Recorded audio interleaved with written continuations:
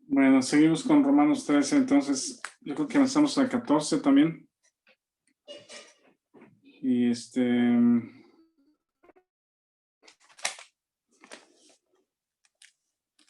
lo que estamos viendo a partir del capítulo 12 es esta tercera sección, por decir, que comentábamos ahí en la presentación, ¿verdad? Hablando del tema de la carta, que es las buenas noticias sobre el Evangelio de Dios, pues comienza con el hombre bajo la ira de Dios en condenación, una naturaleza corrupta, con todo lo que sale del corazón del hombre, la naturaleza del hombre que ya comentamos. Y la pregunta entonces, con el argumento que Pablo está desarrollando es, este hombre bajo la ira de Dios, con esta conducta ofensiva, por decir, o sí, mala, ofensiva, para Dios, para una sociedad, para una cultura, para una familia, ¿tiene esperanza o podrá ser justificado de alguna manera o podrá cambiar de alguna manera? Y lo que Pablo responde con sus argumentos es sí, sí puede ser justificado. Y la otra pregunta es ¿cómo? ¿Por sus propias obras o cambiando o mejorando? La respuesta es no.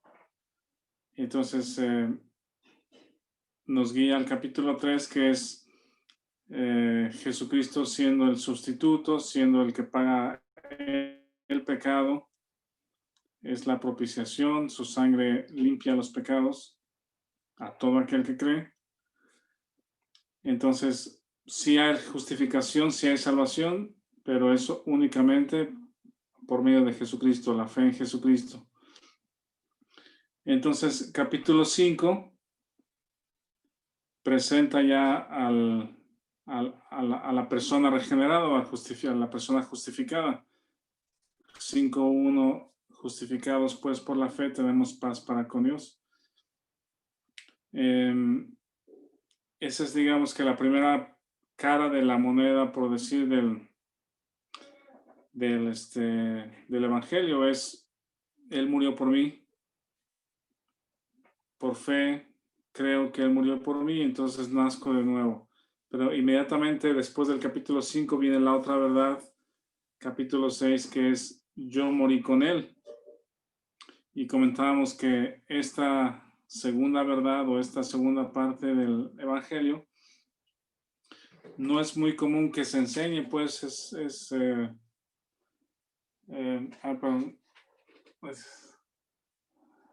algo que en muchas iglesias se pasa por alto en todo el mundo, el tema de yo morí con Él. Y es triste porque Pablo lo expresa así con la misma importancia de la justificación, Él murió por mí. Pablo continúa con el mismo impulso y el mismo, la misma fuerza, por decir, el capítulo 6, que es, yo morí con Él. El viejo hombre fue crucificado juntamente con Cristo. Esa es la segunda parte del Evangelio, o la segunda cara. Y he de considerarme muerto al pecado, vivo para con Dios. Después, capítulo 7, no estamos ya bajo la ley, porque morimos a la ley. Capítulo 8 es, el Espíritu está en control, o el Espíritu es la provisión de Dios dentro de nosotros, que mora en nosotros, para andar así de agrada. Luego viene este paréntesis, capítulo 9, 10 y 11, que sin dejar de hablar del Evangelio, pero habla acerca de la salvación de los judíos, hablando de el remanente y la restauración de Israel. Y Pablo dice, me gustaría yo mismo ser anatema, ¿verdad? O no conocer el Evangelio por Dios, esto por amor a mis hermanos. Es su anhelo, pues, Entonces, este paréntesis de capítulo 9, Pablo respecto a Israel y su eventual relación en el milenio, ¿verdad? Y luego en el capítulo 12, 13, 14, 15 y 16, que es donde estamos ahorita, es lo que podemos calificar el fruto del Espíritu de nosotros. Nosotros ¿Se le está trabando Rafa o nada más a mí? morir en él. También a mí, sí, se está trabando mucho. ¿No? Que como tengo Sí, mal internet ahorita, yo pensé que era yo.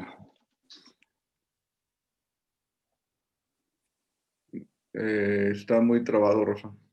No sé, Peque y Chavati, si también se le esté trabando o nomás sea... Entonces decíamos que el paréntesis de 9, 10 y 11, hablando acerca de el amor a Israel, Pablo por su gente, su pueblo, su familia, y la eventual restauración en el milenio. Y capítulo 12, 13, 14, 15 y 16, donde estamos, es el fruto de la vida del Espíritu o el Espíritu en el creyente. Y decía entonces que no, para poder disfrutar o vivir o ser capaces o tener la capacidad para vivir en estos capítulos 12, 13, 14, 15 y 16, siempre hay que tener en mente o como fundamento los demás capítulos, ¿verdad? La justificación en Cristo, soy justificado en Cristo, morí juntamente con Él, hay el mal que mora en mí, pero nada me separa del amor de Dios. Ese es el clímax de Romanos 8. El Espíritu está en control. Por fe, muero a las obras de la carne. Y entonces el Espíritu de Dios se manifiesta en nuestra conducta, en nuestra forma de vivir. Ese es el cristianismo. En el capítulo 12 mencionábamos el renovar la mente, presentarnos delante de Dios o someter nuestra voluntad a la voluntad de Dios y comprobar lo que Él hace, lo que Él planea, lo que Él nos permite vivir. Hablábamos de los dones espirituales, que es el primer pensamiento de Pablo una vez sometido o presentado nuestros cuerpos como sacrificio vivo, nuestra voluntad sometida a su voluntad. Nos recuerda que somos parte de un cuerpo y que Dios ha dado talentos, o Dios ha dado, no talentos, sino Dios ha dado dones o características diferentes a los creyentes que viven en comunidad, que es la comunidad espiritual, la iglesia, para que sean mutuamente edificados. Y a partir del capítulo 12 hay una serie constante de instrucciones, ¿verdad? De imperativos. Ya mencionábamos los imperativos. Ahora sí es hacer. Ahora sí es vivir de acuerdo a lo que somos. Primero nos enseña lo que somos, confiar en eso, en nuestra posición en Cristo, y ahora vivir de acuerdo a lo que somos por la capacidad del Espíritu. Y en el capítulo 13, entonces decíamos que es también otro aspecto del someter nuestra voluntad o el ceder nuestra voluntad, hablando acerca de las autoridades.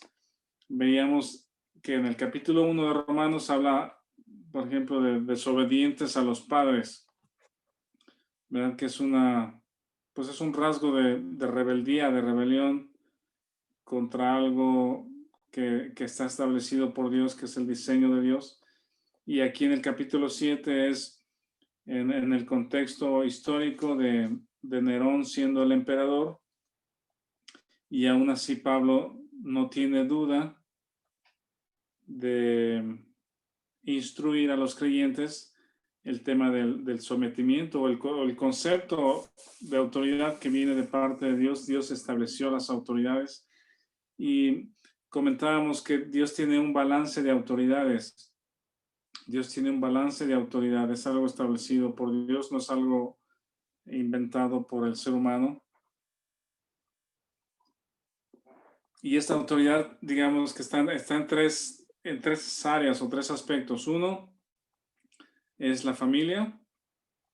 En la familia es donde Dios permite que vengamos a este mundo y sean nuestros primeros años de influencia y de educación y de entrenamiento, pues es la familia. Número 2 es la iglesia, ¿verdad? Como ya vimos aquí en capítulo 12, somos parte de un cuerpo espiritual y Dios ha permitido también que en ese contexto de iglesia haya autoridades que son los ancianos. Hay un grupo de ancianos y algo muy interesante a observar y que hemos estudiado en el libro de Hechos es que, ¿se acuerdan de ese famoso Hechos 15, pues, del concilio? Es muy interesante porque ahí están, decíamos que están los peces gordos de la iglesia, ¿verdad? Y decíamos que prácticamente ahí en Hechos 15, en este momento histórico de Hechos 15 en Jerusalén, están prácticamente todos los escritores del Nuevo Testamento. Del que tengo duda quizá es de Mateo, no sabemos si está ahí, pero pudiera haber estado. Y los demás, Marcos, Lucas, Pablo, Pedro, Juan, Santiago, Judas, ahí estaban presentes. Pues y bueno, y Hebreos, que no sabemos con certeza quién es el escritor. Y la parte interesante respecto a la autoridad es de que ninguno se atribuye, ¿cómo se dice? Autoridad superior, ¿verdad? Ninguno de ellos se atribuye autoridad superior. Piensen en Pedro, en Pablo, en Santiago, o en los mismos ancianos. Y algo muy sobresaliente de esa reunión de Hechos 15 es que están sometidos unos a los otros, ¿verdad? Pablo viene siendo el primer misionero, el gran predicador, el que Dios le reveló cosas que a nadie le reveló, viene a someterse ante el grupo de ancianos y apóstoles en Jerusalén.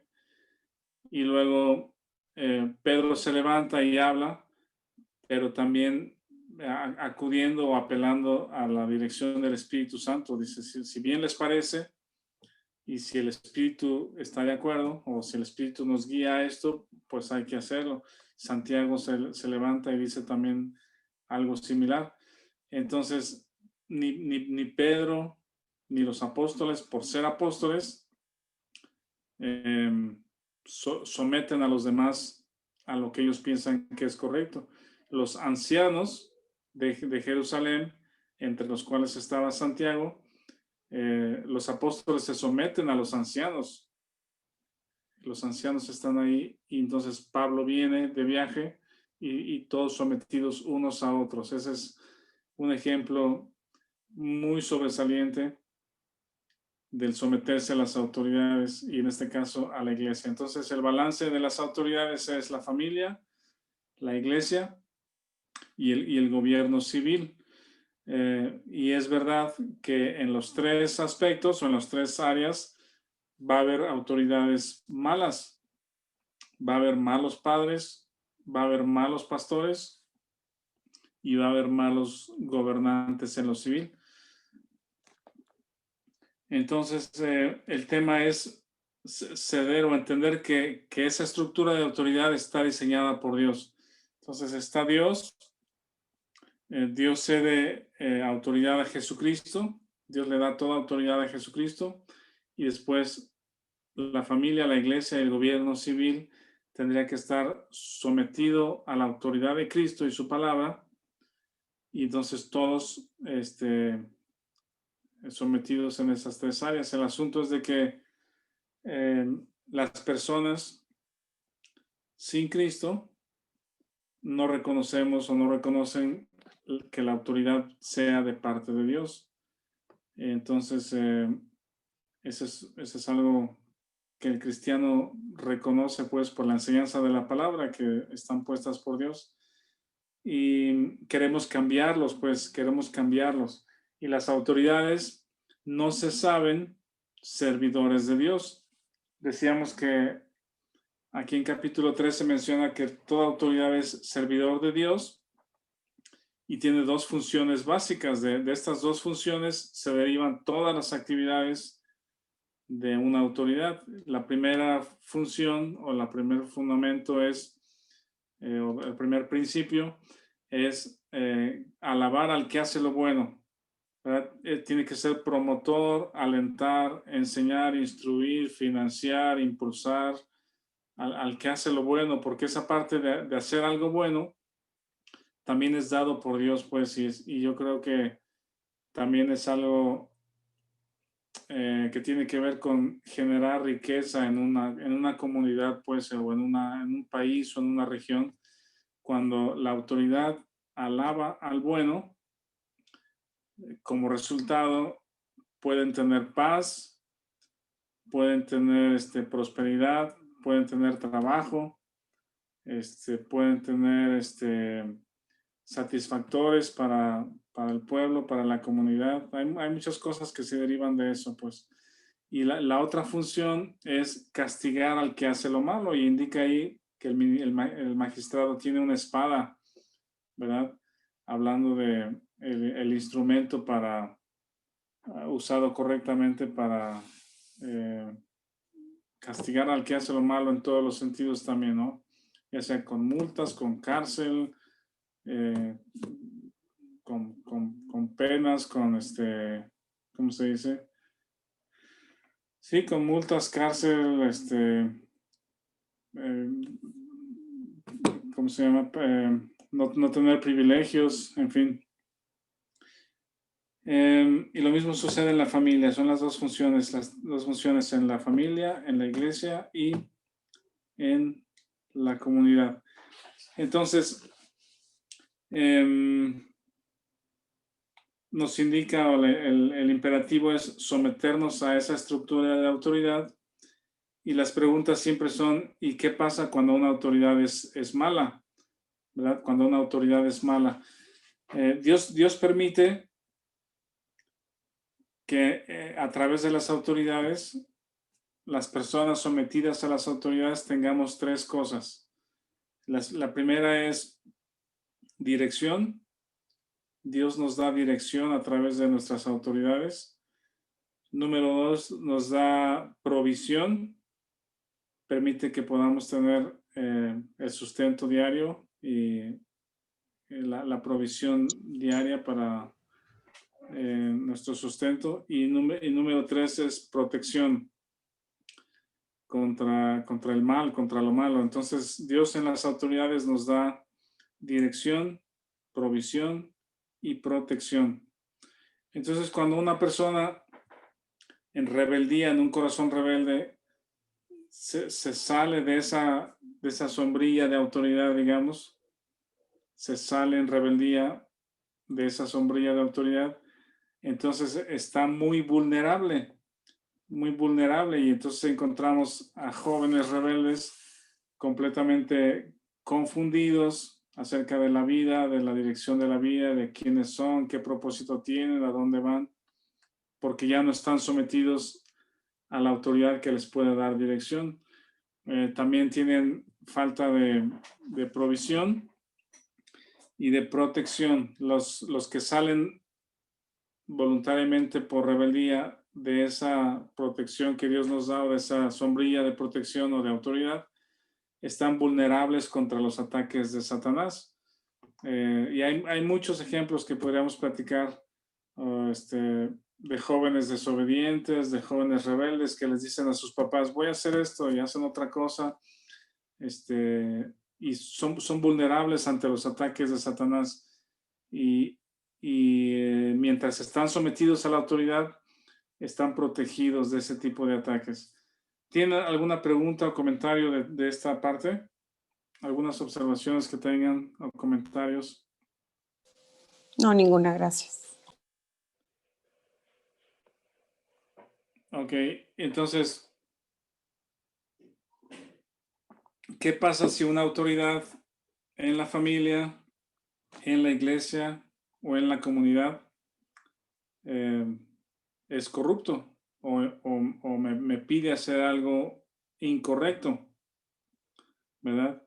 Lo que sucede entonces es de que esa autoridad es la que me ha desamparado. Está la sombrilla de protección y esa autoridad es la que se ha salido de esa estructura, ¿verdad? Porque no se sabe servidor de Dios y no está cumpliendo con sus funciones.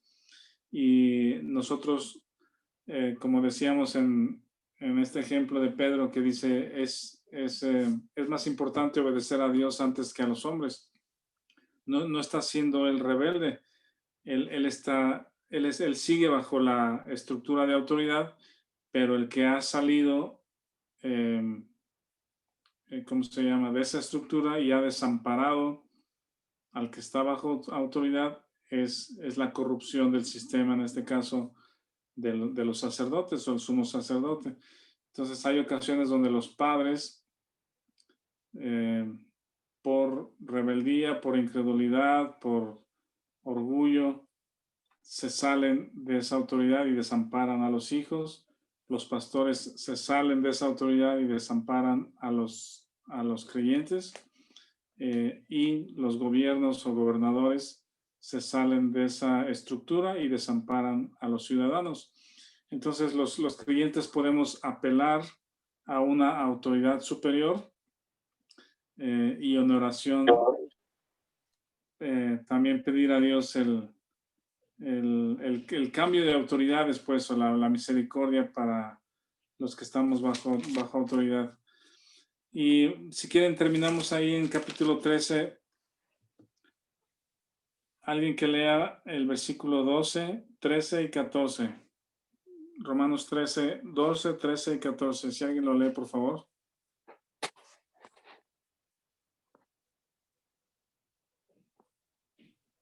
Dice, la noche está avanzada y se acerca el día. Desechemos pues las obras de las tinieblas y vistámonos las armas de la luz.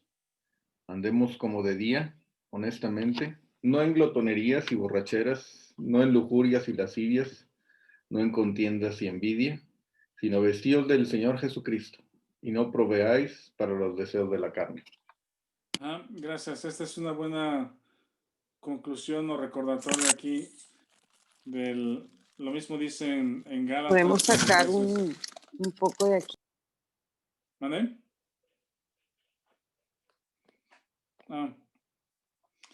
Que habla de desechar las obras de las tinieblas, vestirnos de las armas de la luz, y el 14 habla de vestirnos del Señor Jesucristo. Este es algo que hacemos por fe, justamente recordando el capítulo 6, capítulo 7 y capítulo 8, ¿verdad? El vestirnos del Señor Jesucristo es identificarnos con Él, identificarnos en su crucifixión, sepultura y resurrección, y sabernos o vernos como vivos entre los muertos, sentados a la diestra del Padre.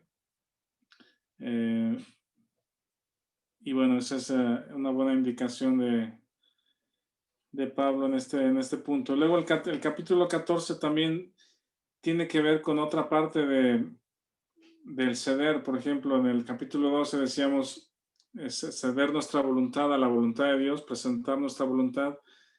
Capítulo 13 es someternos a la autoridad, que también tiene que ver con ceder nuestra voluntad. Y el capítulo 14 puede ser ceder nuestros derechos, ¿verdad? Ceder nuestros derechos creo que es otra actitud, por llamarle cristiana, o una manifestación del Espíritu. Yo creo que la mayoría de los problemas en los matrimonios, entre hermanos, en las familias, en el trabajo, en la iglesia, con hermanos, los mayores problemas creo que se dan porque no cedemos nuestros derechos. Hoy el mundo está de cabeza con marchas por todos lados, mítines o manifestaciones y reclamos, reclamando derechos, ¿verdad? Y en ese reclamar derechos se dañan a personas, se daña la integridad de las personas, pero es el reclamar derechos. Y el Señor Jesucristo enseña también acerca de esto, de esa actitud que es, si te hieren en una mejilla, pues da la otra. Y realmente, bueno, si el romano viene y te pide cargar con él o llevarle su carga una milla, dice, ve con él dos, ¿verdad? No solamente la milla estaban obligados a hacerlo, pero es ceder tu derecho a detenerte en ese momento y continuar otra milla más. Entonces, la única forma de que puede ser posible el ceder derechos es porque yo estoy muerto juntamente con Cristo, ¿sí? Y la vida de Cristo, o Cristo en mí, Él cede derechos. No reclama derechos, Él cede derechos.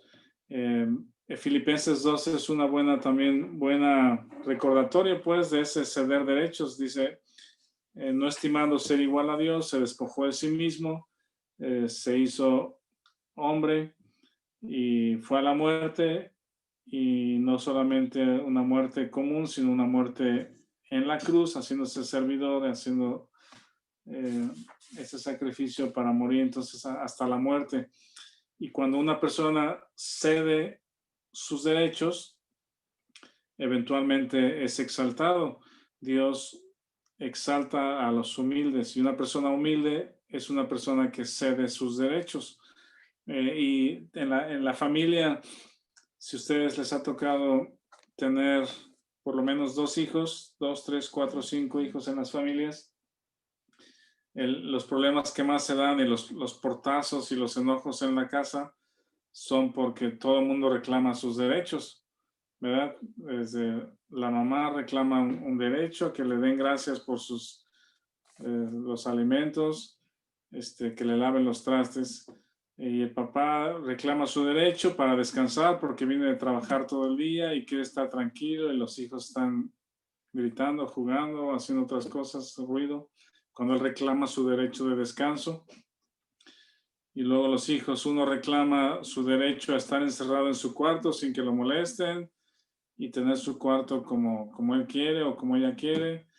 La otra hija reclama otro derecho y el otro hijo reclama otro derecho. Entonces la familia está dividida y peleada porque nadie cede. Entonces vamos a leer este capítulo 14. Podemos ir, digamos,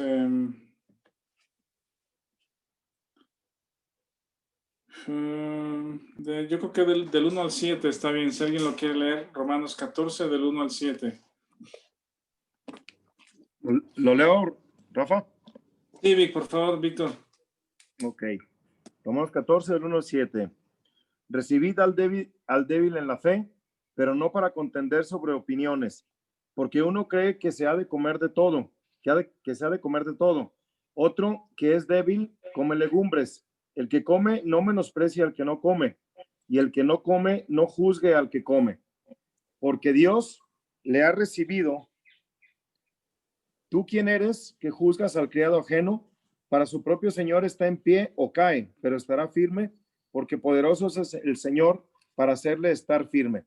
Uno hace diferencia entre día y día, otro juzga iguales todos los días. Cada uno esté plenamente convencido en su propia mente. El que hace caso del día lo hace para el Señor, y el que no hace caso del día, para el Señor no lo hace. El que come, para el Señor come, porque da gracias a Dios, y el que no come, para el Señor no come y da gracias a Dios, porque ninguno de nosotros vive para sí y ninguno muere para sí. Ajá. Gracias, Víctor. Este tema de ninguno vive para sí, ahora nos sabemos siervos o servidores de Dios, parte de una familia en Cristo que es la iglesia, sometida a nuestra voluntad, a la voluntad de Dios, sometida a nuestra voluntad a las autoridades puestas por Dios.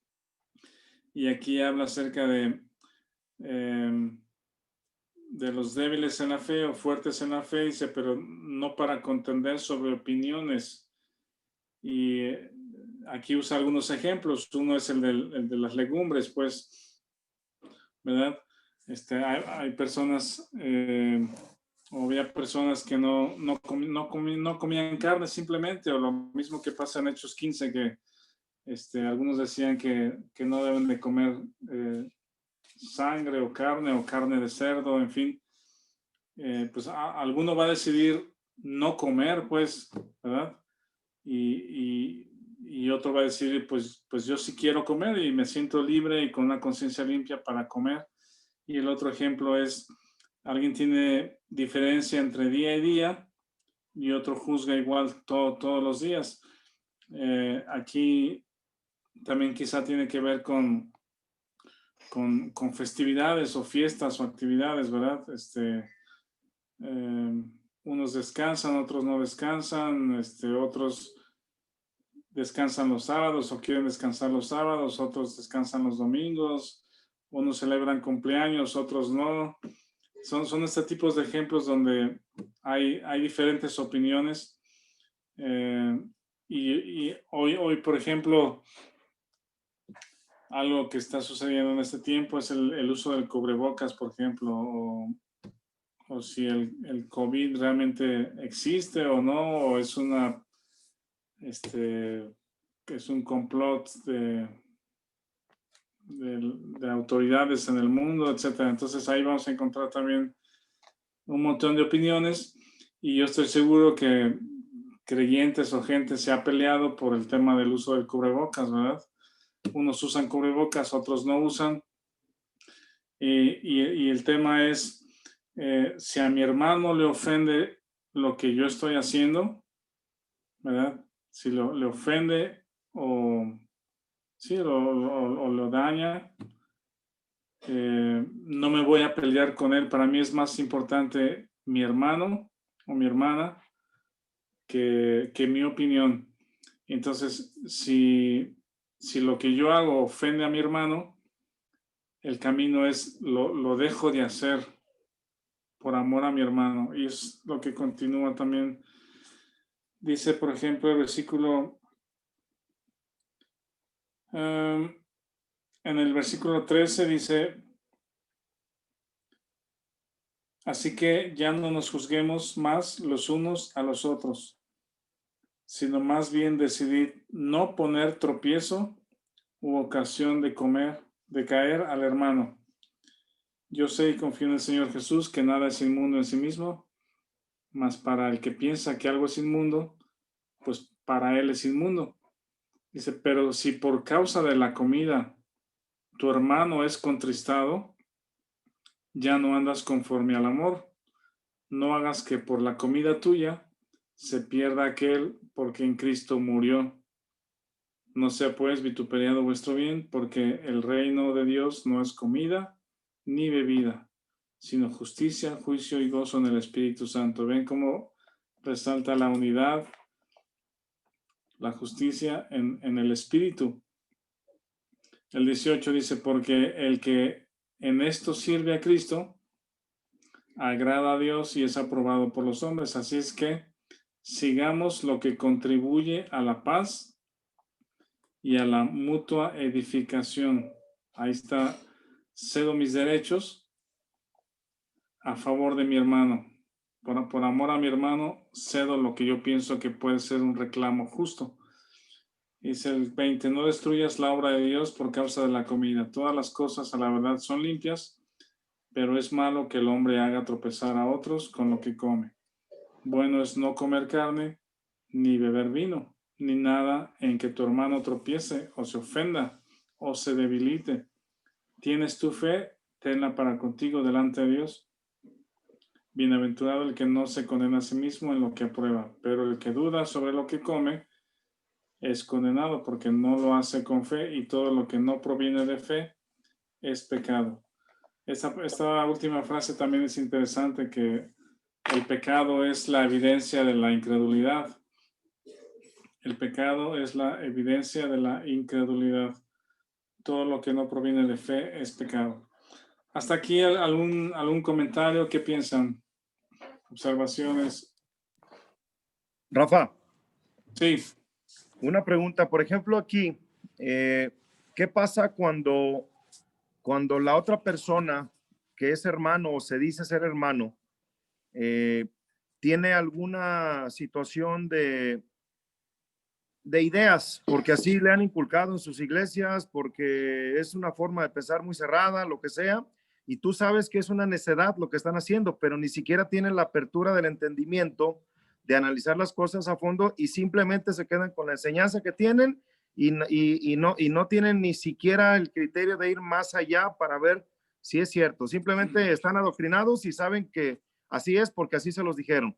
Y hay un tema en el cual es interesante ceder los derechos, pero resulta que ha cedido los derechos durante 10 años, sigue habiendo las necedades, sigue habiendo todo este tipo de cosas, y en el momento en que tú entiendes que seguir cediendo ya va a causar un problema aún mayor, entonces estás en esa disyuntiva, o sigo cediendo y haciendo por amor, como tú dices, o a veces ni siquiera es por amor, por el simple hecho de servir a Cristo, como viene aquí en el versículo 13, pero llega un momento en que dices, ya no es posible. ¿Por qué? Porque creo yo que es más el daño que estoy causando que la misma solución que se puede estar dando. Y lo veo en muchas situaciones con muchos hermanos. Por ejemplo, aquí, no sé si ya caiga también en necedad de uno estar cediendo cuando sabes que esto puede causar una situación más complicada.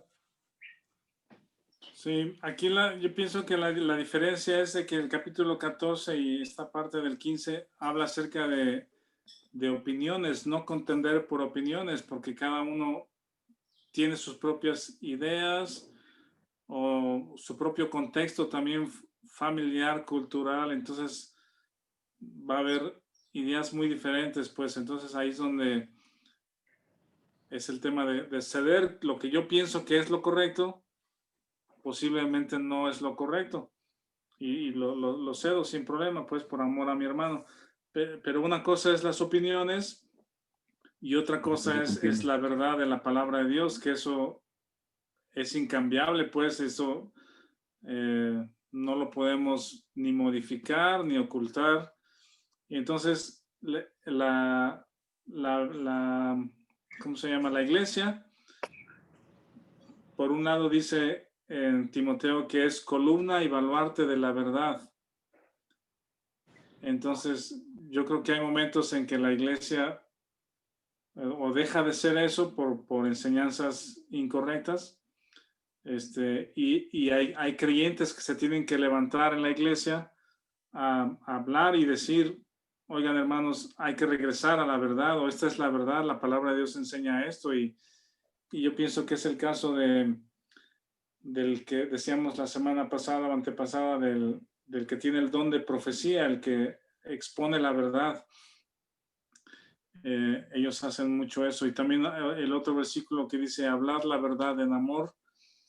Entonces, pienso que son dos cosas diferentes, opiniones contra verdad. Cuando una persona ha aprendido algo que es incorrecto, pensando que es verdad, y en algún momento nos toca decir lo que es correcto, pues, o sea, lo siento, pero si tengo que decírtelo, te lo voy a decir, eso que estás haciendo o eso que estás creyendo es incorrecto, la verdad de la palabra de Dios es esta.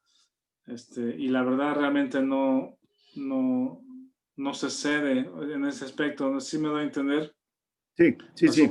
Las opiniones sí, porque cada quien tiene la suya, pero la verdad incambiable de la palabra y lo que Dios es, lo que Dios hace, lo que Dios enseña, eso no se puede cambiar, pues hay que exponerlo. Gracias, Rafa. Sí. Sí, Vic. O sea, en el título aquí de la Biblia, de la versión esta que tengo, dice los débiles en la fe, ¿no? Y dice, recibid al débil en la fe. Y alguna vez platicábamos de quién es el débil en la fe de estos dos, ¿no? Sí. ¿Cuál de los dos es el débil en la fe? Entonces, se me hace algo muy interesante. Y no sé, me gustaría a ver qué entienden los hermanos pero, o sea, es el débil en la fe es el que no aguanta y come carne o solo come legumbres, o el que se enoja porque el otro no aguanta y come legumbres, pues. Pues el ¿Quién es el contraste, débil en la fe, pues?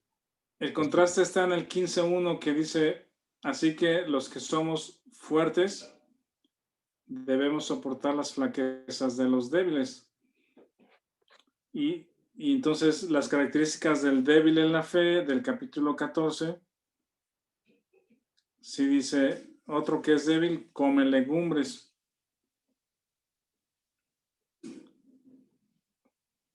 Entonces lo que Pablo dice en el versículo 14:3, dice, el que come, entre paréntesis, el que es fuerte en la fe, no menosprecie al que no come, entre paréntesis, el que es débil en la fe, y el que no come, no juzgue al que come.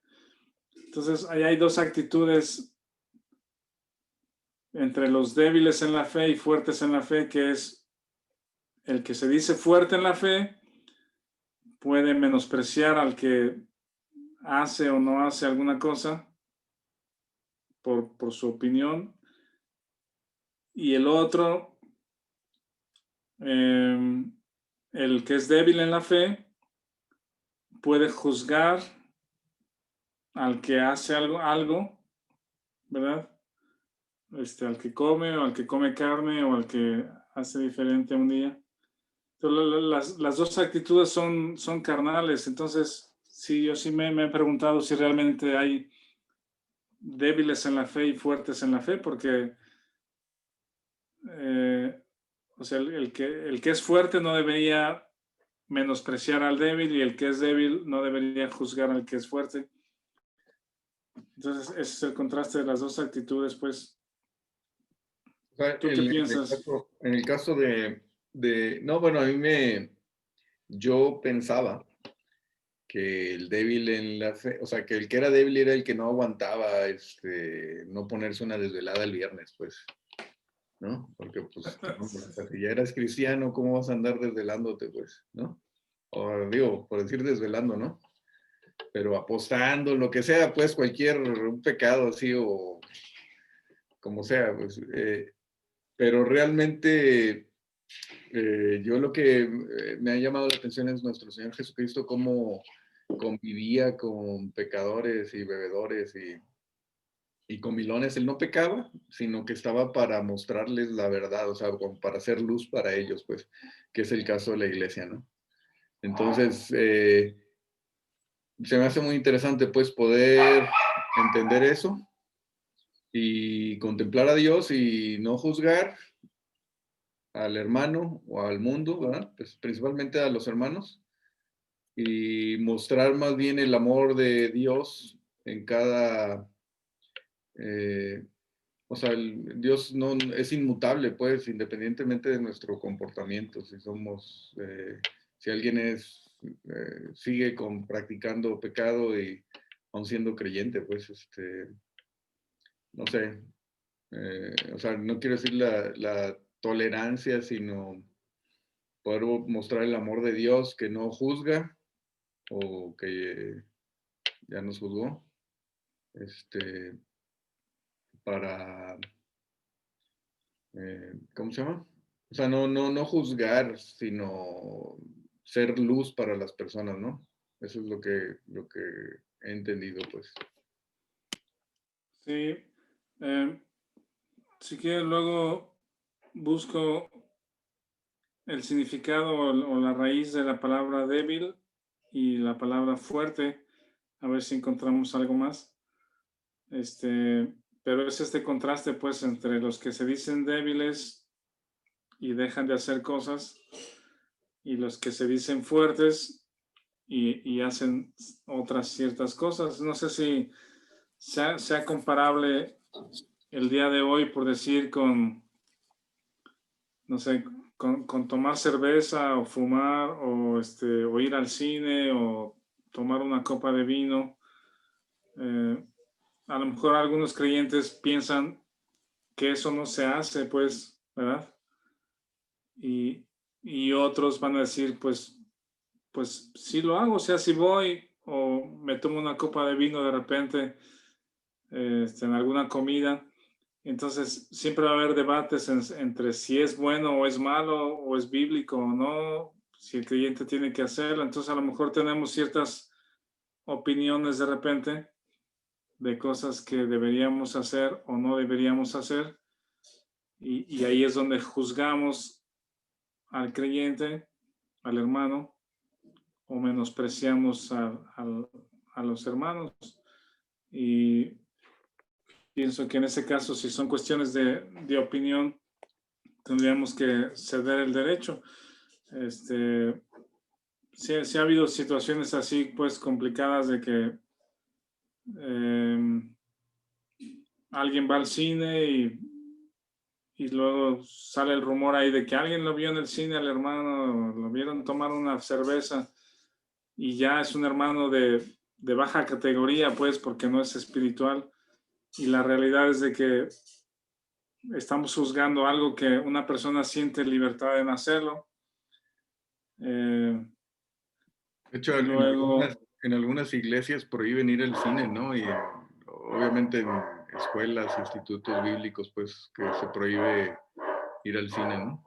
yo pienso que sí, y hay cosas que no nos hacen mejores cristianos o malos cristianos, o más espirituales o menos espirituales, porque son cuestiones de opiniones, pero también por el otro lado es si yo, por decir algo, a mí no me gusta la cerveza, pero si me gustara o me gustara tomar vino en mis comidas, pero yo sé que a un hermano le puede ser de tropiezo, porque a lo mejor hay casos reales, pues, de esta situación de una persona que su padre murió por, ¿cómo se llama? Cirrosis, ¿verdad?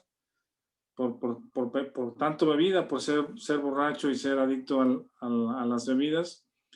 Y esta persona, cuando se convirtió a Cristo, dijo: yo no voy a tomar, no voy a ser igual que mi padre, no voy a ir por ese camino, y los negocios que yo haga o la empresa que tenga tampoco va a ir por ese camino en cuestiones de vender ese tipo de cosas, ¿no? Entonces se le fueron oportunidades de negocios porque él no quiso participar en negocios donde se vendían bebidas alcohólicas, y tampoco él decidió no tomar, ¿verdad? Y él haría mal si juzgara a otras personas que sí tienen la libertad o quieren tomar una copa de vino. Pero si yo sé que si tomo una copa de vino o una cerveza en una comida con esta persona, si yo sé que le va a ser de tropiezo, en lugar de reclamar mi derecho de que puedo hacerlo, el tema es: cedo mi derecho por amor a mi hermano, pues, para que no tropiece, para que no se sienta incómodo, y no lo hago, pues. No hay ningún problema en que yo deje de hacer una cosa o la otra por amor a mi hermano. Ese es el punto de este capítulo. Rafa, tengo las palabras aquí. Débil es asteonauta y fuerte dinatoi. ¿Tienen algún otro significado? ¿Otra traducción? Pues se maneja aquí en el logos como ser débil, el asteonauta como ser débil. Y déjame checo que me quedé en el 15.1 donde está dinatoi, que es a ver, dame un segundo. El dinatoi viene como posible, fuerte, capaz, fuerte, poderoso, capaz, competente. O sea, no necesariamente fortaleza mental o física, sino va más allá de ser apto, competente, de poder, de hacer posible cualquier cosa. Y el asteonauta sí habla como que en una situación de forma de ser, como simplemente de estar debilitado, pues. Quizá más sensible, o más, puede ser más sensible, más ¿Qué Dice otra ahí palabra de puedes? estar enfermo, o sea, también debilidad como enfermo, ¿no? Como la salud o en las finanzas también.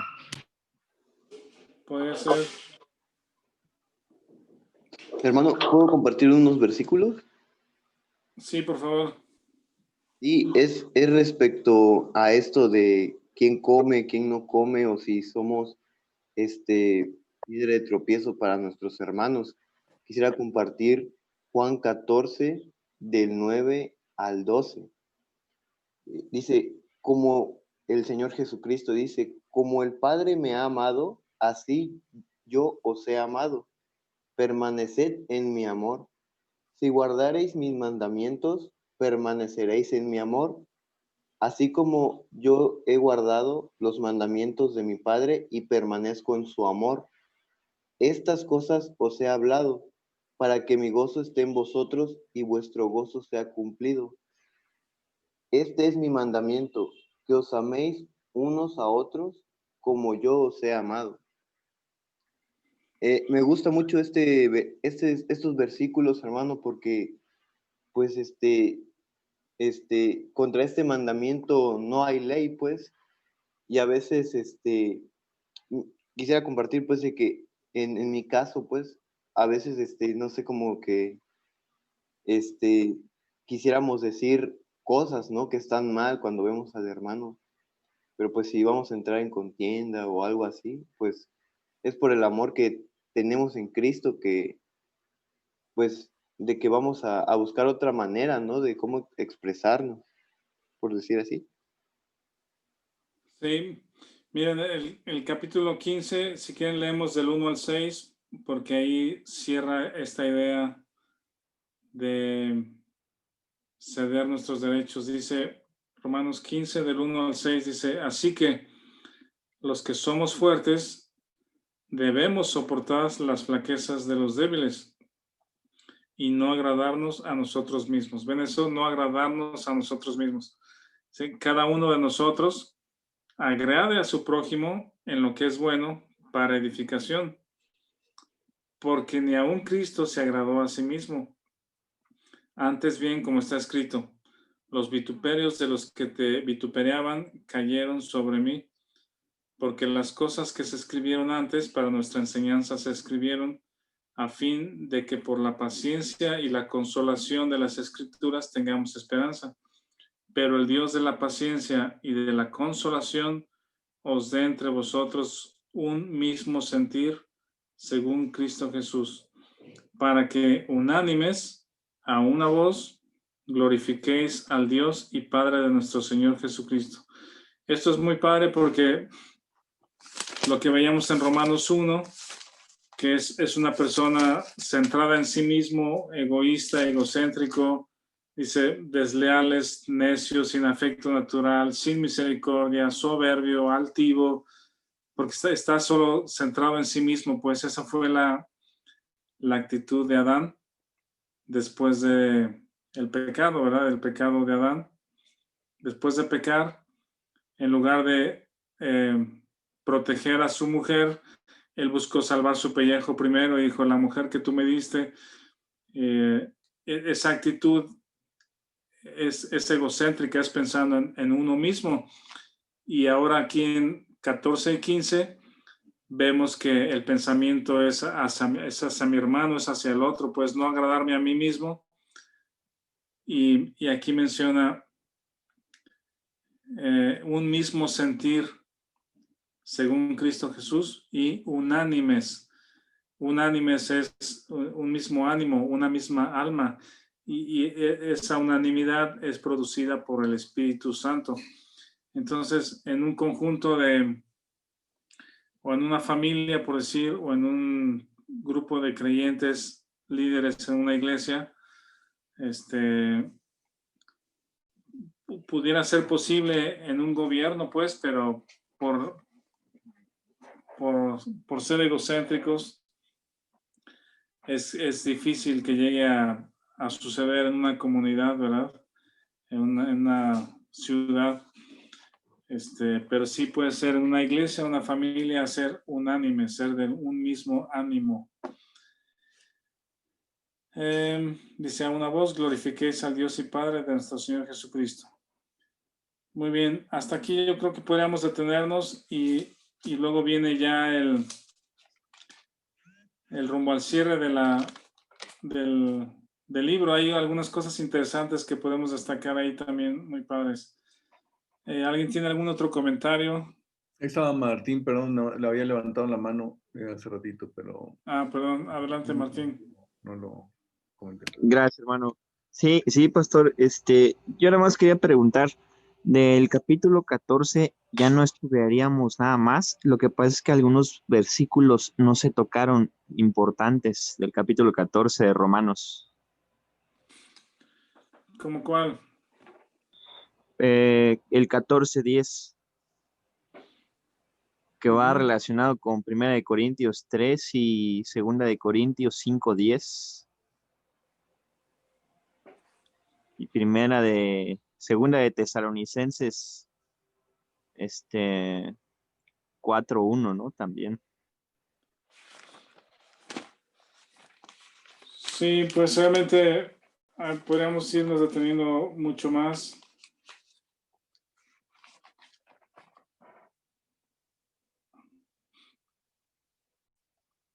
Ok. Nada. Muy bien, pues ya es la hora. Muchas gracias a todos. Si alguien quiere terminar con una oración.